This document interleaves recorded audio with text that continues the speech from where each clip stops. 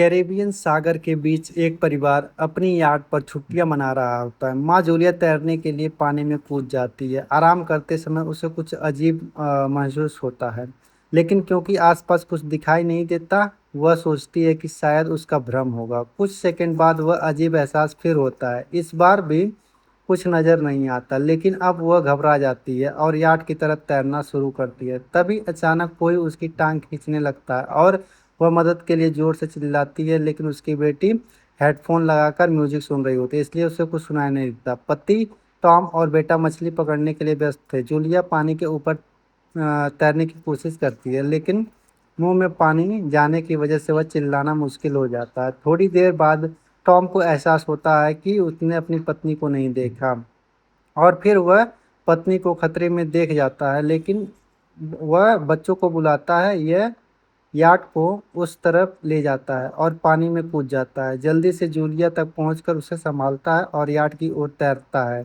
बच्चे दोनों उसे ऊपर खींचते हैं।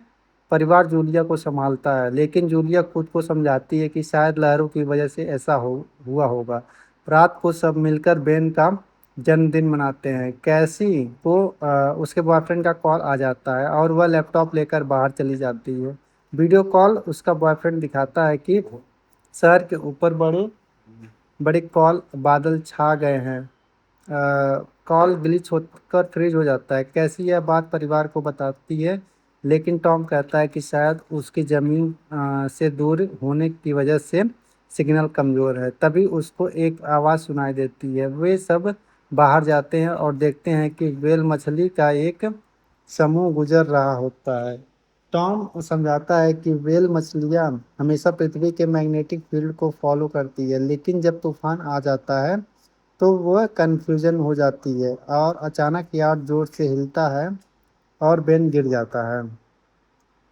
अचानक यार्ड जोर से हिलता और बेन गिर जाता है। टॉम को चिंता होती है कि कहीं यार्ड को नुकसान तो नहीं हुआ है, इसलिए वह डाइव करके नीचे चेक करने की चला जाता है। कुछ देर बाद वह सतह पर वापस आता है, लेकिन उसके कंधे पर एक बड़ा घाव होता है। जूलिया तुरंत उसका जख्म सीखती है और टॉम बताता है कि पानी के अंदर उसने ऐसा कुछ लगा जैसे कि उसके पीछे कोई बहुत बड़ा जीव था। लेकिन जब उसने मुड़कर देखा तो प्रोपेलर से कट लग गया। वह कहता है कि जो भी चीज़ थी बहुत बड़ी थी। टॉम को यह यार्ड पर काफ़ी नुकसान दिखाई देता है, इसलिए उसे मदद बुलानी पड़ती है। जूलिया बार बार रेडियो पर कोशिश करती है। कैसी फ़ोन पर सिग्नल ढूंढता है, लेकिन कुछ भी काम नहीं करता। तभी कैसी को एक अजीब सा जीव दिखाई देता है और वह चिल्ला उठती है, लेकिन वह तो बस बेन होता है जो मास्क पहनकर मजाक कर रहा होता है। कुछ देर बाद याट पूरी तरह बंद हो जाती है और फिर समुद्र के बीच में फंस जाती है। जूलिया रेडियो में एक आवाज़ सुनती है, लेकिन आवाज़ इतनी खराब होती है कि उसे कुछ समझ नहीं आता। टॉम परिवार को बताता है कि उसके पास एक सिर्फ 4 दिन का खाना बचा है और अब उसे किसी मछली पकड़ने वाली नाव का इंतजार करना होगा। अचानक रडार पर कुछ डिटेक्ट होता है जो परिवार को एक अजीब सी आवाज़ सुनाई देती है। सभी दौड़कर बाहर जाते हैं और हैरानी से देखते हैं कि कई सारे उल्कापिंड जमीन पर गिरते हैं। जहाँ जहाँ उल्कापिंड गिरता है वहाँ बड़े धमाके होते हैं और एक उल्कापिंड पानी के उनके पास गिरता है। जो टॉम तुरंत यार्ड को चलाने की कोशिश करता है। इंजन मुश्किल से चलता है, लेकिन तभी एक और उल्कापिंड उस इलाके को हिट करता है। परिवार डर के मारे एक दूसरे को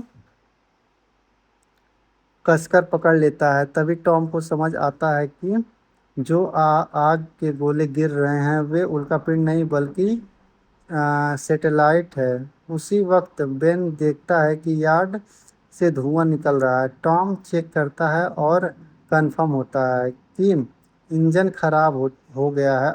हवा तेज होने लगती है तो फैमिली यार्ड के अंदर छुप जाती है, बिना यह नोटिस किए कि कंपास बहुत तेजी से घूम रहा है। यह जोर जोर से हिलने लगती है और बैन फिर से गिर जाता है और इस बार उसे चोट भी लग जाती है। लहरें तेजी से यार्ड से टकरा रही होती है।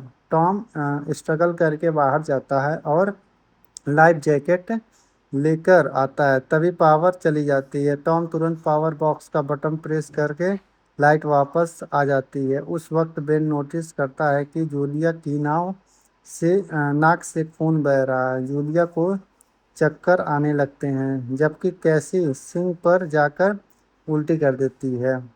टॉम रेडियो ड्राइव करता है और सिग्नल नहीं मिलता। अचानक एक तेज हाई पिंड नॉइस आ जाती है और हवा और भी स्ट्रांग हो जाता है। जूलिया दरवाजे बंद करके कोशिश करती है कि एक हैच खुल जाता है और हवा खिड़कियां तोड़ने लगती है। टॉम एक प्लेयर जलाता है और थोड़ी देर बाद अंधेरा छा जाता है। अगली सुबह फैमिली शॉक में उठती है कि वह स्मार्ट से बच गए, लेकिन यार्ड पर अधिक तबाह हो गई होती है। जब वह बाहर आते हैं तो देखते हैं कि समुद्र का पानी गायब हो गया है और याट अब जमीन पर अटकी है। सब यह देखकर शॉक में आ जाते हैं। कैसी सिग्नल चेक करती है पर नेटवर्क बिल्कुल नहीं होता है। बैन दो मरे हुए केकड़े से खेलने लगता है। टॉम कंपास चेक करता है और देखता है कि वह उल्टा हो गया है। यह आखिर बार आखिरी बार 7 लाख साल पहले हुआ था। कैसी को लगता है कि